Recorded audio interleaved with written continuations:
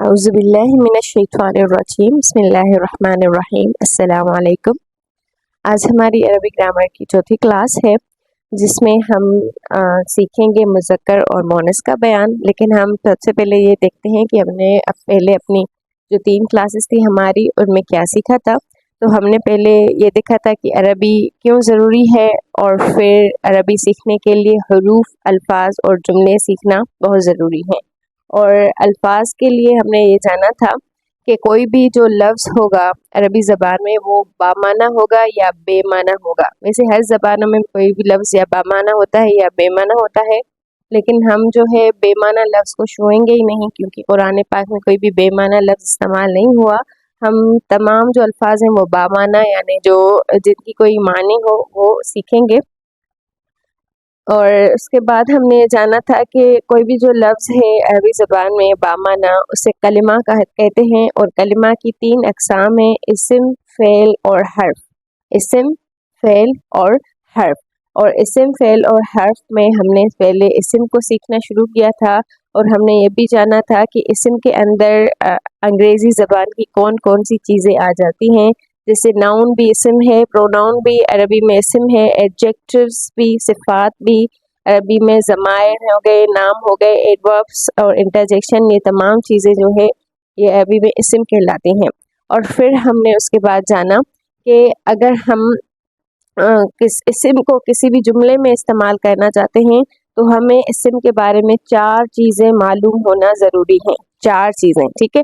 ان میں آج ہم پہلی چیز سیکھ رہے ہیں اسم کا مذکر یا مؤنث ہونا، یعنی کوئی بھی اسم یا تو مذکر ہوگا یا تو مؤنث ہوگا۔ کوئی بھی اسم یا تو مذکر ہوگا یا مؤنث۔ ہم پہلی چیز کیا سیکھ رہے ہیں؟ کوئی بھی اسم یا مذکر ہوگا یا مؤنث۔ سب سے پہلے جو ہے ہم تھوڑی عربی زبان کو مزید سمجھنے کے لیے اردو سے مثالیں لیتے ہیں۔ اردو میں جیسے دیکھیں باپ ہے، باپ، تو یہ کیا ہے؟ یہ مذکر ہے، باپ۔ مذکر کسے کہتے ہیں؟ مذکر ہر وہ مذکر کہتے ہیں ہر وہ اسم جس میں مردانہ جنس ہو، ٹھیک ہے، یعنی جو مردوں کے لیے استعمال ہو وہ مذکر ہوگا، اور جو عورتوں کے لیے لفظ استعمال ہو وہ مؤنث ہوگا، ٹھیک ہے۔ جو مردوں کے لیے استعمال ہو وہ مذکر ہوگا، اور جو عورتوں کے لیے استعمال ہو وہ مؤنث ہوگا، یعنی کہ مذکر یعنی نر اور مؤنث یعنی مادہ، ٹھیک ہے، نر اور مادہ۔ تو جیسے باپ ہے تو باپ اردو زبان میں ہم مذکر بولتے ہیں۔ اسی طرح اگر باپ کے ایکولنٹ ہم مؤنث لائیں تو وہ ہوگی ماں، باپ کے ایکولنٹ ماں ہوگی۔ اسی طرح بھائی، اگر ہم اردو زبان میں دیکھیں بھائی، بھائی کیا ہوگا آپ بتائیں؟ مذکر ہوگا یا مؤنث؟ بھائی مذکر ہوگا، اور بھائی کے ایکولنٹ کیا لفظ ہوگا؟ بہن، بھائی بہن۔ اسی طرح چچا اور چچی، اور اسی طرح جو ہے اور بھی الفاظ ہمارے پاس ہیں جو ہم جیسے دولہا اور دلہن جو ہم مذکر اور مؤنث کے لیے بولتے ہیں۔ اس کے علاوہ بھی کچھ الفاظ ہیں جو ہم مذکر یا مؤنث کی لسٹ میں لکھتے ہیں، مثلا ہاتھ، ہاتھ۔ اب مجھے آپ یہ بتائیں کہ ہاتھ جو ہے یہ مذکر ہے یا مؤنث؟ اگر میں ہاتھ کو جملے میں استعمال کروں تو میں کیا کہوں گی؟ ہاتھ چلتا ہے یا ہاتھ چلتی ہے، یا ہاتھ لکھتا ہے یا ہاتھ لکھتی ہے؟ کیا صحیح ہوگا؟ ہاتھ لکھتا ہے، تو ہاتھ کیا ہو گیا؟ مذکر ہو گیا۔ اسی طرح اگر میں کہوں کہ ناک، ناک، تو ناک سونگتی ہے یا ناک سونگتا ہے؟ ناک سونگتی ہے یا ناک سونگتا ہے؟ تو یہ کیا ہو جائے گا؟ یہ مؤنث ہو جائے گی، کیونکہ ناک سونگتا نہیں ہے، ناک سونگتی ہے۔ اور اسی طرح اگر میں کچھ اور مثالیں دوں، جیسے کہ میرے پاس یہ قلم ہے، ٹھیک ہے، تو قلم لکھتا ہے، تو یہ کیا ہو جائے گا؟ مذکر ہو جائے گا، کیونکہ قلم لکھتی نہیں ہے۔ اسی طرح مارکر اگر میں کہوں تو مارکر بھی لکھتا ہے، مارکر لکھتی نہیں ہے۔ اگر میں ایسے ہی میں یہ بورڈ کہوں تو یہ بورڈ ٹوٹتا ہے، یہ بورڈ ٹوٹتی نہیں ہے، تو یہ بورڈ بھی مذکر ہو جائے گا، ٹھیک ہے۔ اسی طرح جو ہے اگر میں کہوں پنکھا، تو پنکھا چلتا ہے یا پنکھا چلتی ہے؟ تو پنکھا چلتا ہے، تو اس لیے جو ہے یہ بھی کیا ہو جائے گا؟ مذکر ہو جائے گا۔ تو کچھ جو ہے مذکر اور مونس जिनके मुकाबले में एक ऐसे मुज़क्कर जिनके मुकाबले में मोनस आती है, और कुछ वरी ऐसे होते हैं जो एक दूसरे के इक्विवेलेंट नहीं होते, यानी उनके मुकाबले में कोई मुज़क्कर के मुकाबले में कोई मोनस नहीं आती।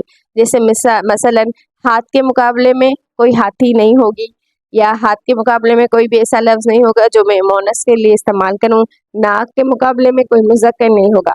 आई होप कि आपको मेरी बात समझ में आ रही है। ठीक है, थोड़ी तवज्जो देंगे तो इंशाल्लाह समझ में आ जाएगा। तो बस ये समझें कि देखें, जो मुज़क्कर और मोनस है, इसमें हम सबसे पहले जो सीखेंगे वो मोनस के बारे में सीखेंगे। इसके बारे में मोनस, क्योंकि मुज़क्कर की लिस्ट कुछ बड़ी है, और मोनस जो है अगर मुझे पता चल गया कि ये लफ्ज़ मोनस है तो यकीनन वो मुज़क्कर नहीं होगा, और अगर मुझे पता चल गया कि ये लफ्ज़ मुज़क्कर है तो वो मोनस नहीं होगी। तो इसी तरह जो है अगर हम इन दोनों में से कोई एक चीज़ सीख लें तो दूसरे को समझना आसान हो जाएगा। तो आज हम समझते हैं मोनस को। मोनस जैसे अब दो तरह की हमें मोनस मिली, एक ऐसी मोनस जिसके मुकाबले में कोई मुज़क्कर हो, और दूसरी ऐसी मोनस जो हम खुद अपनी ज़बान वाले मोनस इस्तेमाल करते हैं। ठीक है, यानी कि हर ज़बान में अलग अलग होता है। जैसे कि अरबी ज़बान में जो हाथ है वो मोनस इस्तेमाल होते हैं, लेकिन उर्दू ज़बान में हाथ मुज़क्कर है। तो हर ज़बान की जो ना ये वाले हिस्सा है ये अलग अलग होता है। ये हम जो है जो ज़बान वाले होते हैं उन्होंने खुद सिलेक्ट किया होता है कि हम किस लफ्ज़ को मुज़क्कर बोलें और किस लफ्ज़ को मोनस बोलें। ठीक है, तो आज हम जो है किसके बारे में सीख रहे हैं, मोनस के बारे में। तो ये याद रखें कि मोनस की दो किस्में हैं, एक हकीकी मोनस, इसको हम हकीकी मोनस कहेंगे जिसके मुकाबले में कोई मुज़क्कर मौजूद हो। जैसे बहन के मुकाबले में भाई मौजूद है, जैसे माँ के मुकाबले में बाप मौजूद है। इसी तरह आपके जहन में भी ऐसे बहुत से मिसालें होंगी कि अगर मैं जो है मुज़क्कर कहूँ तो आप उसके बराबर मुझे मोनस बताएंगे। तो क्या होती है, हकीकी मोनस होती है। हम चलते हैं कि जो मोनस है, हम मोनस को सीख रहे हैं। तो जो मोनस है वो उसकी दो किस्में होती है, एक हकीकी और दूसरी गैर हकीकी। ठीक है, एक हकीकी और दूसरी गैर हकीकी मोनस। हकीकी मोनस तो क्या होती है, इसकी थोड़ी डेफिनेशन याद कर लें। ऐसी मोनस जिसके मुकाबले में कोई मुज़क्कर मौजूद हो, और इसमें हमें जो है परेशान होने की या कुछ रूल सीखने की ज़रूरत नहीं पड़ेगी। हमें पता है कि हर ज़बान में माँ मोनस है, हमें पता है कि हर ज़बान में बहन मोनस है, हमें पता है कि हर ज़बान में जो है नानी मोनस है, दादी मोनस है, क्योंकि उनके मुकाबले में गैर मुज़क्कर आता है। इसी तरह बिल्ली के मुकाबले में बिल्ला आता है, और तोती के मुकाबले में तोता आता है। इसी तरह जो है मतलब चाहे अगर हम जानवरों या परिंदों के बारे में बात करें तो उनके मुकाबले में भी क्या आता है, मुज़क्कर आता है। तो हकीकी को समझना इतना मुश्किल नहीं है, क्योंकि उनके मुकाबले में कोई मुज़क्कर आता है तो हमें पता चल जाता है। लेकिन जो थोड़ा मसला है वो है गैर हकीकी का, क्योंकि इनके मुकाबले में कोई मुज़क्कर नहीं आता। जैसे हमने मिसाल समझी थी, कलम है तो कलम के मुकाबले में कोई कलमी नहीं होगी। इसी तरह जो है बोर्ड है, तो बोर्ड के मुकाबले में भी कोई मोनस नहीं होगी। तो ये अरबी ज़बान वाले अपने हिसाब से इस्तेमाल करते हैं, और उर्दू ज़बान वाले अपने हिसाब से, और हर ज़बान के लोग अपने हिसाब से मुज़क्कर और मोनस गैर हकीकी को कंसीडर करते हैं। ज़रूरी नहीं है कि जो लफ्ज़ उर्दू में मोनस हो गैर हकीकी तो वो अरबी में भी गैर हकीकी मोनस होंगे। इसको गैर हकीकी को थोड़ा समझना है, हल्की परेशानी हो शायद आपको, लेकिन आपकी पूरी तवज्जो होगी तो बिल्कुल भी मुश्किल नहीं लगेगा। गैर हकीकी फर्दर दो जो है अक़साम है, इसमें एक है समाई, ठीक है, एक है समाई और दूसरी है अलामती। एक समाई मोनस और दूसरी अलामती मोनस।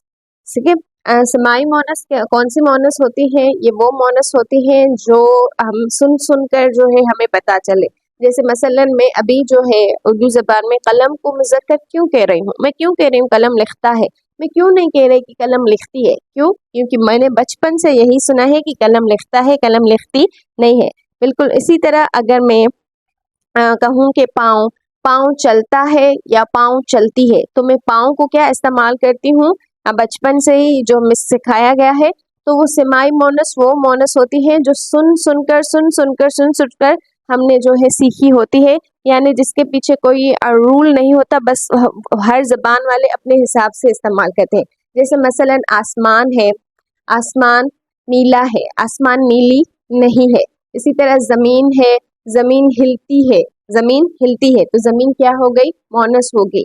تو ہم جو ہے بس سن کر ہم نے یہ سیکھا ہے کہ یہ مذکر ہے اور یہ مونس ہے. تو ایک جو ہے سمائی ہے اور دوسری علامتی. سمائی مونس کی ہم کیسے مطلب ایک سوال پیدا ہوتا ہے نا کہ ہم کیسے جانے کہ جو عرب ہیں وہ کن الفاظ کو جو ہے مونس کنسیڈر کرتے ہیں، مونس سمجھتے ہیں. تو اس کی نا ایک لسٹ ہے، وہ لسٹ ہم انشاءاللہ اپنی دوسری کلاس میں سیکھیں گے. آج ہم تھوڑا علامتی مونس کو سمجھتے ہیں. علامتی، آپ اس کے نام سے ہی تھوڑا سمجھ گئے ہوں گے. علامت کہتے ہیں کسی کی پہچان کا ذریعہ، یعنی ہم کسی کو دیکھ کر جو ہے پہچان لیتے ہیں. تو علامت نشانی یا پہچان ہوتی ہے، یعنی کوئی ایسی نشانی ضرور ہوگی، نشانی جس کی وجہ سے ہم یہ جان لیں گے کہ یہ جو مونس ہے یہ لفظ مونس ہے یا مذکر ہے. ٹھیک ہے، تھوڑا دوبارہ سمجھیں کہ کوئی نہ کوئی لفظ میں علامت ایسی ضرور ہوگی کہ ہم اس کو دیکھ کر ہی خود سمجھ جائیں گے کہ یہ جو لفظ ہے یہ مذکر ہے یا پھر مونس ہے. ٹھیک ہے، اس میں جو پہلی علامت ہے وہ ہے گولتا. پہلی علامت کون سی ہے؟ وہ ہے گولتا. یعنی اگر کسی بھی لفظ کے آخر میں آپ کو گولتا ملے، گولتا، تو یہ کیا کہلائے گی؟ یہ مونس کہلائے گی. مثلا آپ ایک مثال دیکھیں، جیسے لفظ ہے جنہ. کیا لفظ ہے؟ جنہ. تو جنت، یہ اس میں ایک گولتا ہے. ٹھیک ہے، گولتا.